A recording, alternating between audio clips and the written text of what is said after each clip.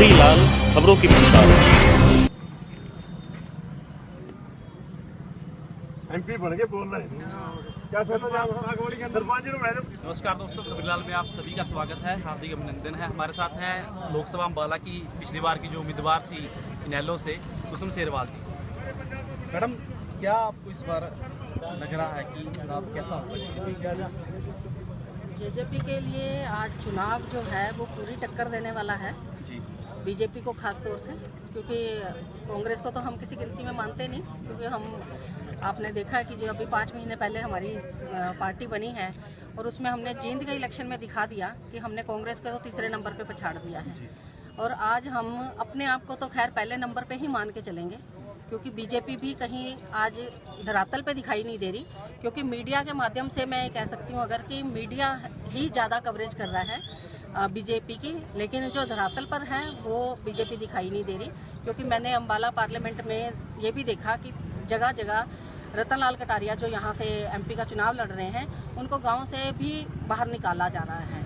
तो जो 5 साल में कैंडिडेट दिखाई नहीं दिया और आज वो 5 साल के बाद दोबारा से लोगों को गुमराह करने के लिए घूम रहे हैं, तो आज जनता जो है वो बहुत समझदार हो चुकी है। आज तो दिग्विजय जी भी चुनाव लड़ रहे हैं जी के सामने, तो कैसा मुकाबला रहेगा?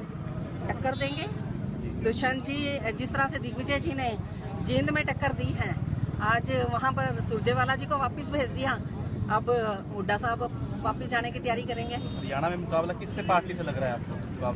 मुकाबला तो हम तो यही मान के चले कि मुकाबला हमारे साथ है दूसरी पार्टियों का।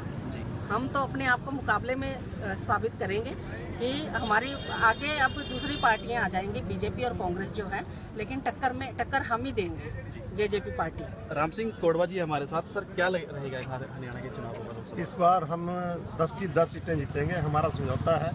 और खासकर अम्बाड़े की कटारिया जी पहले भी आपके सामने एमपी रहे और दोबारा भी 5 साल रहे। कटारिया जी ने एक काम बताए थे भी फलां काम हमने किया, कोई फैक्ट्री लगवाई हो, कोई और काम की हो, रेलवे लाइन कही वो नहीं आई, नहर कहते थे वो नहीं आई।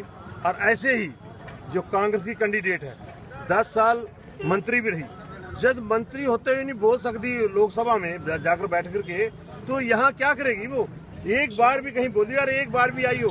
मेरे अपने गांव में 4000 वोट है कोडवा खुर्द की, एक बार भी मंत्री बनने के बाद नहीं। 10 साल मंत्री रही तो सैल सपाटे करती रही, अब वोट मांगने के लिए आ जाती हैं। गलती तो लोगों की है, चाहे कोई भी हो, जो आदमी पब्लिक में नहीं जाता उसको वोट नहीं देनी जाती। हम तो लोगों को यही समझाएंगे, ये दोनों बढ़ते हुए इनको छोड़ करके झाड़ू उठा करके चप्पल पा कर इनको इकट्ठे करके डस्टबिन में गिर दो और नया कैंडिडेट हमारा जो है पृथ्वीराज जी है उसको बनाए। कितनी सीटें आपको लग रही हैं कि हरियाणा में? हम तो 10 की 10 ले जाएंगे, समझौता है हमारा। 10 की 10 सीटें जीतेंगे और आने वाली सरकार भी हमारी होगी हरियाणा में। यूथ बच्चे सब साथ हैं, बुजुर्ग भी साथ हैं, और बच्चों के साथ बुजुर्ग कहीं बाहर अकेला नहीं जा सकता, जो बच्चे कहेंगे वही बुजुर्ग करेगा। इसलिए हमारी 10 की 10 सीटें आएंगी और देश में प्रदेश में नया युग खिलेगा।